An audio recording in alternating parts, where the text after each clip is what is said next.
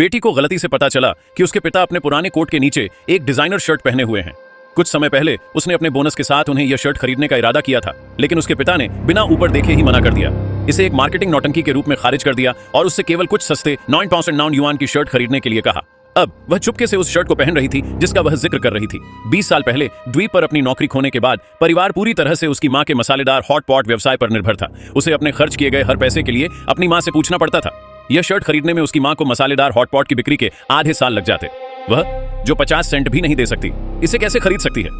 जब वह संदेह से भरी हुई थी, उसकी मां जो अपना स्टॉल लगा रही थी को अचानक ट्रैफिक पुलिस से एक कॉल आया जिसने उसके पति के 20 साल के मुखौटे को चकनाचूर कर दिया।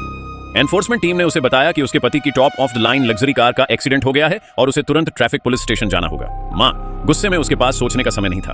उसने जल्दी से अपना स्टॉल पैक किया और अपनी बेटी के साथ ट्रैफिक पुलिस स्टेशन भागी। पहुंचने पर उन्होंने पिता को रोते हुए सुना। वह कह रहा था कि वह बस अपने बॉस के लिए गाड़ी चलाकर एक्स्ट्रा पैसे कमाने की कोशिश कर रहा था। तभी एक डिलीवरी ड्राइवर अचानक बाहर निकला और एक्सीडेंट कर दिया। कार की कीमत लाखों में थी। पूरा घर बेचने पर भी नुकसान की भरपाई नहीं हो पाती, लेकिन उसका झूठ तुरंत सामने आ गया। एनफोर्समेंट टीम ने उसे बताया कि एक्सीडेंट दूसरी पार्टी की गलती थी और उसे कोई हर्जाना नहीं देना होगा। कार मालिक होने के नाते उसे बस इंश्योरेंस कंपनी के साथ मिलकर जरूरी पेपर वर्क तैयार करना था।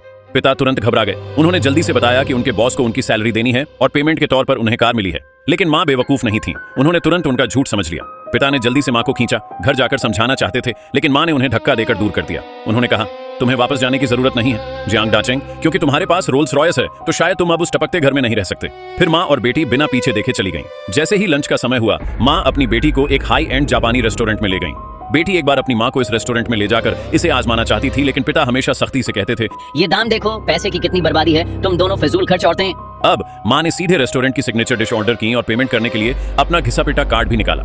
अपने सामने रखे बढ़िया खाने को देखकर मां इमोशनल हो गई। जब उसे अपनी बेटी से पता चला कि लग्जरी कार की कीमत 7 मिलियन है, तो वह कैलकुलेटर निकालकर हिसाब लगाने लगा।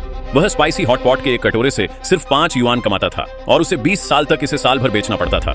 उसकी बेटी अपनी मां के साथ ऐसा अन्याय होते हुए नहीं देख पा रही थी और अपने फाइनेंस बैकग्राउंड से जानती थी कि लग्जरी कार और डिजाइनर शर्ट तो बस ऊपरी हिस्सा थे। उसने तुरंत अपनी मां से अपने पिता की पिछले 20 सालों की सभी संपत्तियों की अच्छी तरह से जांच करने की जरूरत पर बात की। उन्होंने अपनी मां की हर चीज वापस ले ली। उस शाम मां और बेटी अपने पुराने टूटे फूटे घर में वापस नहीं गईं, बल्कि एक 5 स्टार होटल में रुक गईं। पिता ने उन्हें सैकड़ों बार कॉल किया, लेकिन उन्होंने उसे नजरअंदाज कर दिया। जल्द ही बेटी को अपने पिता की जानकारी से पता चला कि 20 साल पहले उनकी कथित ले ऑफ एक चाल थी। उन्होंने असल में उस साल अपना खुद का बिजनेस शुरू करने के लिए इस्तीफा दे दिया था और सफल भी हुए थे।